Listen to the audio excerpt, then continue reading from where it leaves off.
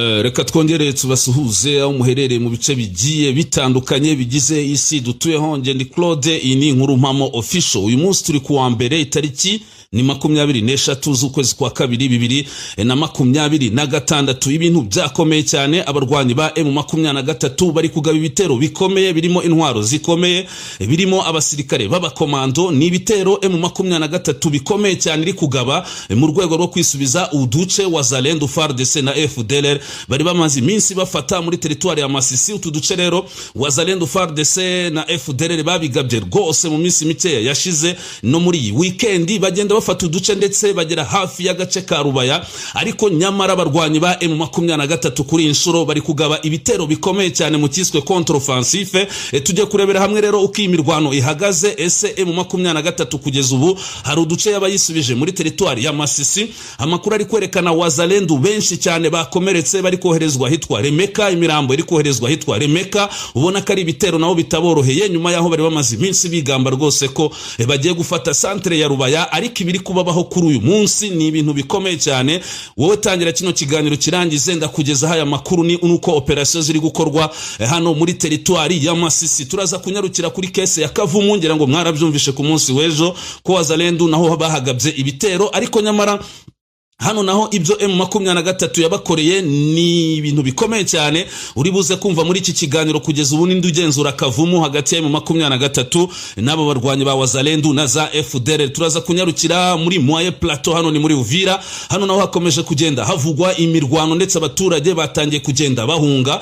Ku rundi ruhande ariko turaza kunyarukira kuri axe ya Fizi mu nkengero za Minembwe kuvejo ku cyumweru no kuri uyu wa mbere byifashe gute. Mu byukuri turaza kwibanda ku makuru y'imirwano gusa, izindi ntambara za politiki na diplomasi nkeya, ariko twibanda cyane ku mirongo y'urugamba. Ngenda nkugezaho zino operation duhita duhera muri territoire ya Masisi turebe uko byifashe. Operation zikomeye abarwanyi ba M23 bari gukora, ubona ko bisize insenda bakomeza kugenda bisubiza agace ku kandi. Wazalendo, FARDC ndetse na za FDLR bari batangiye kugenda bafata. Mu kanya rero ndaje duhite tuyarambura rwose, ariko mbere yuko tuyarambura ndagusaba gukora like kuko bituma Google idukorera recommendation ya makuru yacu ukayageza akagera ku bantu benshi bashoboka. Ukore subscribe tureko twagera ku bihumbi 10. Ndi kubona haburaho gato cyane, mukomeze mukore subscribe ku batarabikora. Kubwizo mpamvu kandi mukoresha bino biganiro mu bisangiza abandi, iyo niyo nkunga ikomeye tugusabye nk'umukunzi w'Inkuru Mpamo Official. Duhite twihuta rero duhera ku mirongo y'urugamba, ntago dutinda, duhita turasa ku ntego. Tubanze duhere kuri iyi axe ya Masisi. Axe ya Masisi ibintu birakomeye cyane. Wazalendo bari gutangaza na FARDC yuko bisubije agace ka Kinigi, bisubije agace ka Kibabi, ndetse bakagenda bavuga ko bisubije agace ka Gasake. Ubwo bari badufashe bakavuga yuko ndetse bisubije agace ka Gasenyi, ndetse n'utundi duce tugiye dutandukanye. Hano ubona ko na Ngungu na hafi ya Rubaya bari hari hatangiye kugaragara icyitwa panike. Amakuru akerekana ko kubera izi avancement cyangwa se uko Wazalendo, FARDC na za FDLR zagendaga zifata uduce zegera Ngungu zinegera Rubaya, niko abaturage bo muri Ngungu bari batangiye guhunga. Ku rundi ruhande kandi muri Rubaya naho batangiye kuzinga bikanga ati Wazalendo, FDLR, FARDC ko tubona bakomeje gufata ibice kandi baza basatira bino duherereyemo, aho natwe nitwakurama kacu karenge. Amakuru rero ari kwerekana iki, kandi ngira ngo nari nabikubwiye muri weekend yuko mutuno duce turi kuberamo imirwano, ariko byaje kurangira Wazalendo na FARDC na FDLR duce bafashe. Reka turebe rero guherejo ku cyumweru uko M23 yaje kubigenza. Amakuru ari kwerekana ko renfort z'abarwanyi ba M23 zimwe ziturutse hitwa Rumbishi n'izindi ngo zaturutse Goma, kuko abaturage b'Igoma bo baravuga ko babonye amakamyo 9 y'abarwanyi ba M23 yerekeza muri Masisi. Ndetse amakuru akemeza ko kuva ku munsi wejo rwose zo renfort zazamutse muri territoire ya Masisi. M23 rero ntago yohereje renfort y'abasirikare gusa, ahubwo n'uyu mutwe wajyanye n'ibitwaro bikomeye cyane. Ngiye kukwereka aho bimwe bishinze biri kugenda birasa kuri Wazalendo. Iyi yose rero yari renfort y'aba barwanyi ba M23 kugira ngo barebe ko basubiza ibyo bitera inyuma ndetse babashe kwisubiza utwo duce. Mbere ko tujya kuri operation kiri gukorwa ndetse no kugeza kuri uyu munsi wa mbere ukuri gukorwa, uko aba barwanyi bari kugenda basubiza inyuma FDLR, Wazalendo na FARDC. Reka banze nkugezeho gato icyatumye Wazalendo bagira gutya na FARDC na FDLR bakabasha guca muri humye M23 bakagira uduce bafata tugiye dutandukanye two muri territoire ya Masisi. Nkuko nagiye ntukubwira, amakuru yerekana ko hari hashize iminsi mike M23 zimwe mu ngabo zayo cyangwa se zimwe muri forces zayo izikuye muri ibi bice izikuye muri ibi bice kugira zijye kuramforusa handi, dore ko hari n'amakuru yavuga ko hari bamwe bakuwe hano muri Kivu y'Amajyaruguru muri territoire ya Masisi bakoherezwa muri Sud Kivu kugira bajye gutanga umusada mu bice bitandukanye bikomeje kuvugwamo imirwano, urugero nka za Minembwe. Ni muri urwo rwego rero abarwanyi ba M23 byabasabye kugabanya effective yabo muri ibi bice bya za Masisi, ndetse amakuru akerekana ko yahise isigamo bita za Roko Defense. M23 rero isanzwe ifite za Roko Defense muri ibi bice irazifite nyinshi cyane, yahasize za Roko Defense. Urumva ko performance ya za Roko Defense ntago yabimeze neza nk'iy'abasirikare batojwe kinyamwuga cyangwa se abakomando. Amakuru avuga ko ku mikoranire ya Wazalendo n'ibyitso byabo biherereye muri utwo duce by'abaturage, aba baturage bakomeje kugenda babwira Wazalendo yuko, ubwo ndavuga bya byitso byabo, mu gihe Wazalendo bari kubasaba amakuru ati twamenye ko abarwanyi ba M23 benshi bavuye muri ibi bice uhereza Rumbishi ukazamuka no mu tundi duce tugiye dutandukanye, ati twamenye ko aba barwanyi bahabakuye babajyana handi barangije bazana za Roko Defense. Mu profiter ari occasion kuko izi Roko Defense ntago ziri buze kubagora. Ni muri urwo rwego rero abakamanda ba Wazalendo barimo nka General Mutayomba, General Kijingi n'abandi bagiye batandukanye bahise batangira gutegurira ibitero by'abahitwa Remeka, bazi ko nyine mu 23 yahakuye abarwanyi kandi niko byari byagenze, bahasize Roko Defense ati zira Roko Defense zo rwose ntago ziri buduhagarike. Bahise rero bagaba ibitero baturutse ahitwa za Remeka rwose, abitwa ba General Mutayomba bagenda bafata uduce tugiye dutandukanye. Roko Defense za M23 ariko zikomeza kugenda zisubira inyuma. Hari amakuru ari kwerekana ko bano barwanyi ba Wazalendo FDLR bageze mu gace ka Cyugi. Aba barwanyi kandi amakuru akavuga ko bari banageze ahitwa za Kinigi. Abarwanyi kandi bari bageze no mu gace ka Kibabi. Kibabi rero ni groupement ariko urumva ntago bari bayigezemo yose, ahubwo bari batangiye kugera mu duce tumwe na tumwe tugize ino groupement ya Kibabi ariko batarabasha kugera muri centre neza. Abarwanyi ba Wazalendo FD na FARDC kandi bari bageze ahitwa Nyakagano. Kuba hazi neza hano hari amahuriro y'imihanda, umuhanda umwe ujya Ngungu undi werekeza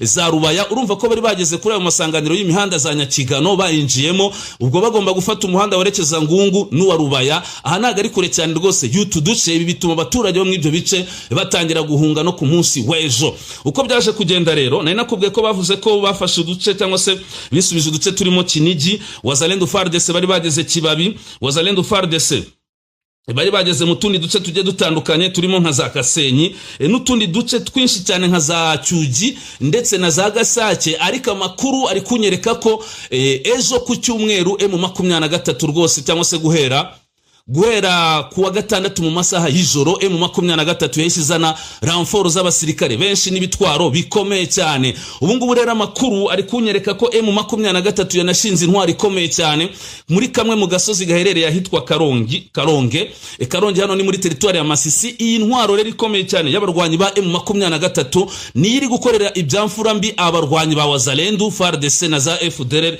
baherereye hano Cyugi. Rwose ubona ko nabo batangiye kuhakurwa, ariko intwaro ya M23 iherereye kuri aka gasozi ka Karongi ibamereye nabi.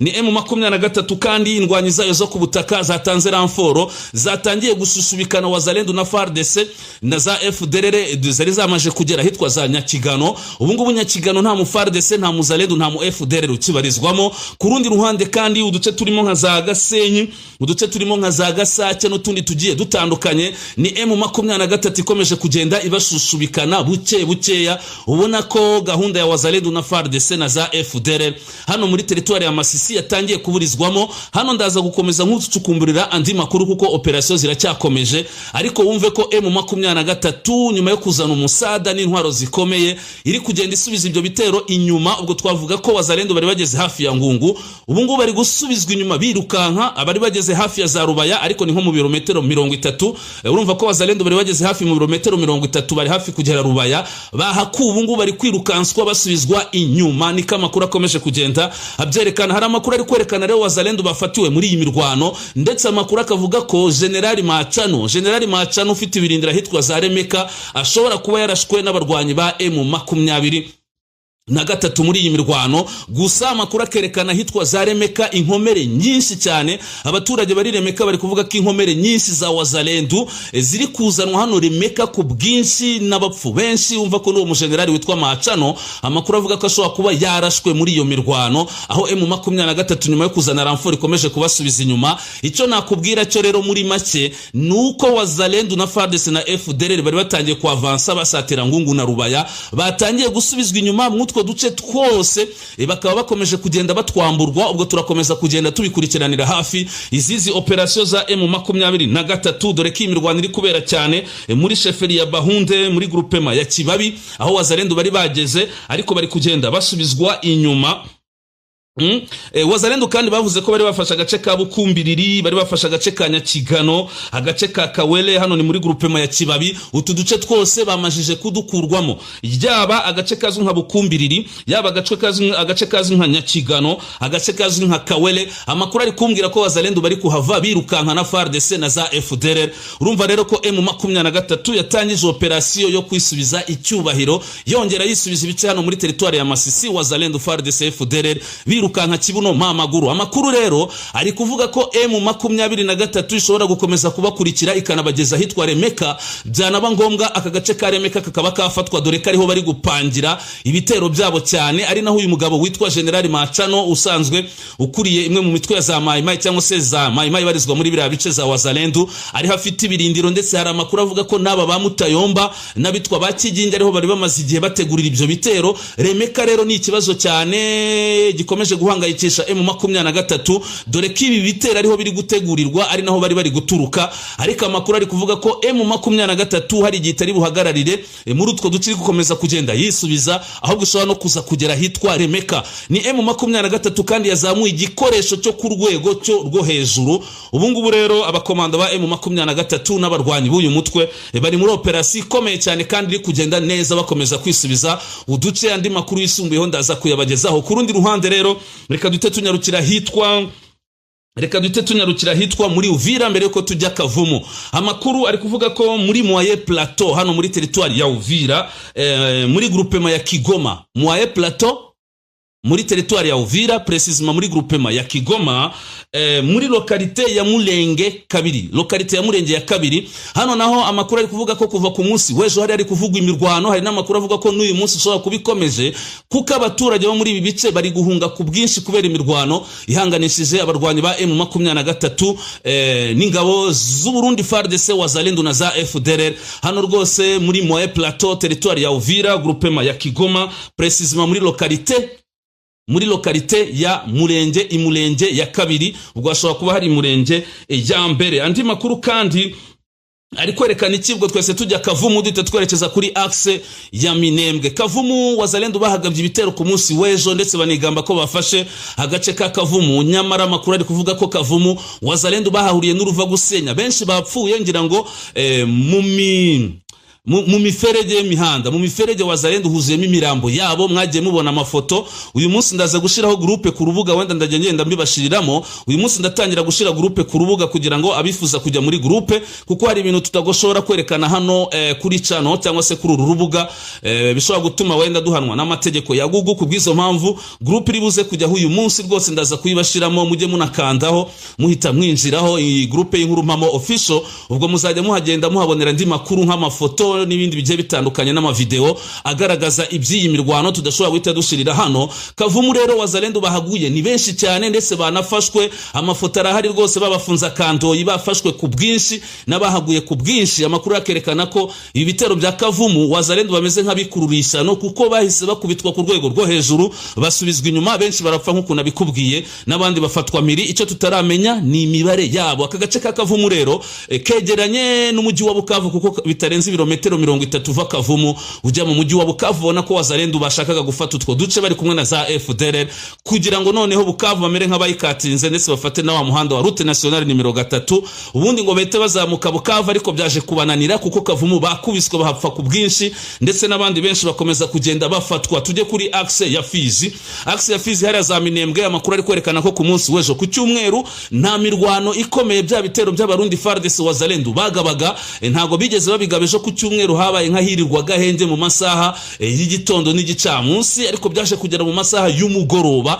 Byaje kugera mu masaha y'umugoroba igisirikare cya Kongo gitangira kohereza amadrone mu kirere cya Minembwe, ndetse ibingibi Alliance Fleuve Congo ifite icyo yabivuzeho. Twavuga ko ku manywa hirirwa gahenge no ku gicamunsi, ariko nyamara ibitero by'amadrone byaje ni mugoroba gusa. Ibitero byo ku butaka byo ku munsi w'ejo rwose amakuru ari kwerekana ko nta bitero byabaye, ndetse n'amakuru avuga ko hari ibitero byagabwa hitwa Mukoko na Nyaruhinga. Amakuru nabajije abaturage b'Iminembwe ari kumbwira ko nta mirwano ikomeye yabaye Mukoko na Nyaruhinga. Ayo na makuru aturuka mu baturage bo mw'ibyo bice. Kubwizo mpamvu ibitero byo ku butaka Abarundi FARDC Wazalendo abatanzania za FDLR ntago babigabye ku munsi w'ejo, ariko ni mugoroba bohereje amadrone mu duce dutandukanye dukikije Minembwe, yongera kurasa ubona ko ari kwibasira abaturage. Ibi rero byagize M23 yagize ikibivugaho, ndaje mbikugezeho. Ariko ku rundi ruhande reka turebe nubwo ejo nta mirwano yabaye, amakuru ari kuvuga ko ingabo z'u Burundi nyinshi zikomeje kongerwa muri biriya bice bya za Fizi, cyane cyane ahitwa za Bibogobogo, zimanuka point 0 kugira ngo zongere zigabe ibindi bitero simusiga mu duce dukikije Minembwe, yaba Rwitsa Nkuku yaba za Biraro Mbiri, ndetse ngo bafite gahunda yo kongera kugaba ibitera ahitwa za Mikenge. Bafite gahunda kandi yo kugaba ibitera ahitwa za Kalingi, za Bidegu n'ahandi hatandukanye, za Nyaruhinga, za Mukoko. Kubwizo mpamvu mu cyumweru gishize barabigabye birabananira, basubizwa inyuma, usibye kuba bagenzura point 0, ariko nabo ntacyo mbijeje. Ubu rero nyuma yo mu cyumweru gishize byaferinze ibitero byabo bikananirana. Ejo ku cyumweru amakuru aravuga ko biriwe bari kwikusanya, ariko izindi ngabo z'u Burundi na FARDC kandi bakomeza kwiyongera muri biriya bice bya Bibogobogo, ari nako bakomeza kumanuka za point 0 n'ahandi kugira ngo bagabe ibitero. Murumva ko ku ruhande rw'Abarundi FARDC, FDLR, Wazalendo abatanzania n'abacancuro bari kwisuganya ku bwinshi, ndetse banitegura ibindi bitero byo kugaba muri Minembwe cyangwa se mu nkengero za Minembwe. Isaha n'isaha rero mushobora kumva urugamba rwongeye gukomera muri biriya bice bya za Minembwe. Ku rundi ruhande ariko niko amakuru ari kuvuga ko abarwanyi benshi ba M23 nabo bakomeje kwisuka Iminembwe. Murumva ko ku ruhande rw'Abarundi FARDC barongera ingabo kugira bongere bataka ibice bitandukanye by'Iminembwe nyuma yo gutsindwa mu cyumweru gishize, ariko M23 amakuru ari kwerekana abarwanyi bayo benshi cyane nabo batangiye kugera za Minembwe kugira baranforce baburizemo uwo mugambi w'Abarundi na FARDC, Wazalendo, FDLR n'abacancuro bakomeje kugira wo kwisubiza biriya bice bya za Minembwe. Izi ramforo rero za M23 muri iyi weekend yose abarwanyi ba M23 bari kwisuka muri biriya bice bya za Minembwe, bajya gutanga umusada kuri bagenzi babo muri twirwaneho n'abandi barwanyi b'uyu mutwe bamashije kugerayo. Ubona ko icyo M23 iri gukora hano ari ukugira yongere effective kandi rikoherezayo n'intwaro zikomeye, noneho ibashe guhangana n'Abarundi na FARDC na Wazalendo n'abatanzania. Ubona kari benshi cyane, ariko M23 nayo yatanze umusada rwose bari kwisuka muri biriya bice. Ubwo twavuga ko Iminembwe rero naho ibintu bishobora kuba bigiye gukomera ku rwego rwo hejuru. Ku rundi ruhande ariko Alliance Fleuve Congo nayo iragira iki bivugaho, na Alliance Fleuve Congo ikomeza kugenda yerekana ko ubushotoranyi buri gukorwa n'igisirikare cya Congo, Abarundi FARDC, Wazalendo za FDLR n'abacancuro itari buze kuza kubwihanganira. Kuri inshuro M23 binyuze muri Lawrence Kanyuka, umuvugizi wa Alliance Fleuve Congo unashinzwe communication, aravuga ko drone z'igisirikare cya Congo zikomeje kurasa ku birindiro by'abarwanyi ba M23 mu duce turimo Rumbishi, Gasovu, Nkokwe, Gatoyi, Minembwe ndetse no mu nkengero zaho, ngo bakaba bari kurasa ubudasiba, ndetse ngo ibingibi bikaba bigize icyaha cy'intambara, kuko izi drone z'aba barwanyi cyangwa se igisirikare cya Kongo ziri kurasa mu duce ngo twa Rumbishi, Gasovu, Nkokwe, Gatoyi, Minembwe no mu nkengero, ziri kwibasira abaturage n'ibikorwa byabo. Hano ukabona ko Alliance Fleuve Congo rwose ikomeza kugenda itanga umugabo ivuga ati mukwiriye kuba mugira icyo mubikoraho, nimutagira icyo mubikoraho natwe tugomba kugira icyo tubyikoreraho. Ubona ko Alliance Fleuve Congo nayo iri gutanga umugabo. Ibi kandi byanagarutseho n'umugabo witwa Moise Nyarugabo. Moise Nyarugabo nawe arabaza communauté internationale harimo imiryango igiye itandukanye nka za ONU, arababaza iki. Maître Nyarugabo Moise wigeze kuba umusenateri na ministri muri Republika ya Demokarasi ya Kongo, yabajije abahuza mu bibazo bya Republika ya Demokarasi ya Kongo impamvu bakomeje kuruca bakarumira ku mabi ihuriro ry'ingabo zirwana ku ruhande rwa leta Republika ya Demokarasi ya Kongo rikomeje gukorera mu misozi miremire. Ni nyuma y'uko izi ngabo zirimo FARDC z'u Burundi, FDLR n'abacancuro zikomeje kugaba ibitero ahazwi nko mu Minembwe mu gice cy'imisozi miremire yo muri teritwari ya Fizi mu ntara ya Kivu y'Amajyepfo. Ni ibitero riri yahuriro rimaze iminsi rigaba ku mitwe yatwirwaneho na M23 ndetse no ku baturage mu misozi miremire mu gihe kuwa 18 Gashyantare 2026 hakabaye harashyizwe mu bikorwa agahenge kifuzwe na President João Lourenço wa Angola, kandi Kongo yari yakemeye, ahubwo niyo yabaye ya mbere yo kutakubahiriza. Leta ya Kinshasa ikomeje kugaba ibitero mu gihe yari yaremeye ko izubahiriza kariya gahenge. Nyarugabo rero umva ukuntu yabivuze mu magambo ye ati: igitangaje nuko kuwa 18 Gashyantare umunsi agahenge kagombaga gutangira kubahirizwa, aribwo iri huriro ry'ingabo ryagabye ibitero ryifashishije ibisasu bikomeye ku midugudu yose ya Minembwe, bitera inkongi z'umuriro Ikarongi na Karingi, ndetse binica abantu Irundu no mu yindi midugudu. Bisa naho ahubwo itariki ya 18 yari ikimenyetso cyo gutangiza intambara iri ku rundi rwego n'ubwicanyi bwagutse. Nyarugabo rero arakomeza agira ati: nibibaza baza abahuza, kuki mukomeza guceceka kuri aya mahano kandi muyazi neza, aho drone n'indege za Sukhoi zirasa abaturage buri munsi mu buryo butigeze bubaho ahandi hose? Cyo ni ikibazo cya mbere. Yakomeje abaza agira ati: ese ibintu nibihinduka nabwo muzakomeza guceceka? Hano Moise Nyarugabo yari kuvuga se FARDC wazarenda Barundi bari kugaba ibitero ku baturage mu bice 23 natwirwanaho bagenzura, ntacyo muri kuvuga. Ariko se nihagira igihinduka nabwo muzakomeza muceceke? Ubona ko Moise Nyarugabo yarari kubabwira ati: uko muri guceceka kuri ibitero bya FARDC n'Abarundi, mukwiriye kuba munaceceka kuko natwe hari cyo turi gutegura. Icyo gihe nitugaba ibitero tugatangira gufata ibice ntimuzadusakurize. Reka tukomeze turebe ibyo Moise Nyarugabo avuga. Cyangwa muzahita mukanguka mutanga amasomo ku burenganzira bwa muntu ndetse mutangire gushyira igitutu ku bantu. Ubwo natwe nidutangira kugaba ibitero dufata ibice, ubwo muzahita mukanguka noneho mutangire gushyira igitutu ku bantu. Mu gihe FARDC Abarundi wazalendo FDLR abacancuro bari kugaba ibitero bangiza agahenge, ntimugire icyo mubivugaho. Ese agahenge, igitutu no kubazwa inshingano bireba uruhande rumwe gusa mu makimbirane? Iki ni ikibazo Moise Nyarugabo abaza abahuza. Tshisekedi nabo bafatanyije drone zabo n'indege za Sukhoi byo byemerewe gukomeza kurasa, abandi bagasabwa kubyemera gusa. Iki ni ikibazo. Nyarugabo kandi yabajije President Evariste Ndayishimiye w'u Burundi uko yiyumva mu gihe afite inshingano zo kuyobora umuryango wa Afrika yunze ubumwe kandi anari ku ruhande ruri mu ntambara. Bakabivuga muri ayo magambo: wiyumva gute igihe washimirwa Addis Abeba mu gihe bataye 3 z'ingabo zawe ziri ahitwa Mulima .0 na Minembwe zimena amaraso y'inzira karengane z'abanyamulenge? Nyarugabo yashimangiye ko akarengane, kubogama no gukoresha indimi ebyiri bidashobora gukemura ikibazo. Yunzemo ko mu gihe cyose atazabaho kumva impande zose cyangwa ngo hashakwe igisubizo bishingiye ku mpamvu z'ibibazo byugarije Kongo, nta ibisubizo bizigera biboneka. Niko Nyarugabo akomeza kugenda abyerekana. Hano rero tugiye guhita dusoreza aya makuru hano. Nari nakubwiye ko turi bwibande muri update z'imirwano, nkubwira uko bihagaze muri Masisi, nkubwira uko bihagaze Iminembwe, Kavumu muri teritwari ya Uvira. Ibyo nabikubwiye. Kubwizo mpamvu hari andi makuru turi gukusanya menshi cyane ndibuze kukugezaho mu kindi kiganiro, nkubwira aho operation za M23 zigeze muri teritwari ya Masisi, nkubwira uko byifashe Iminembwe nibiza guhinduka, cyangwa se muri teritwari ya Uvira nihagira igisha kiza kuboneka, n'ahandi hari hose kuri access zigiye zitandukanye. Gusa icyo nakubwira cyo nuko M23 hano iri gutanga isomo rikomeye rya gisirikare muri teritwari ya Masisi. Reka aya makuru tuwe tuyasoreje hano. Nje ndi Claude ni Nkurumamo official. Turabasaba kandi gukomeza gukora subscribe, cyangwa se nkwibutsa gukora subscribe tureko twakomeza kuzamuka. Ariko ngo ndabwira utarakora subscribe wayikoze ntiwongere gukandaho kuko bakandaho rimwe, ahubwo dukurikiye utarayikora wakandaho ubundi ugakora share bino biganiro ukabisangiza abandi, ugakora like kuko bituma Google idukorera recommendation aya makuru akagera ku bantu benshi bashoboka. Iyo niyo nkunga ikomeye tugusabye nk'umukunzi w'Inkurumpamo official. Anytime rero ndaza kugaruka nkugeza andi makuru masa. Witeka komeze kubana namwe kandi mugire umunsi mwiza.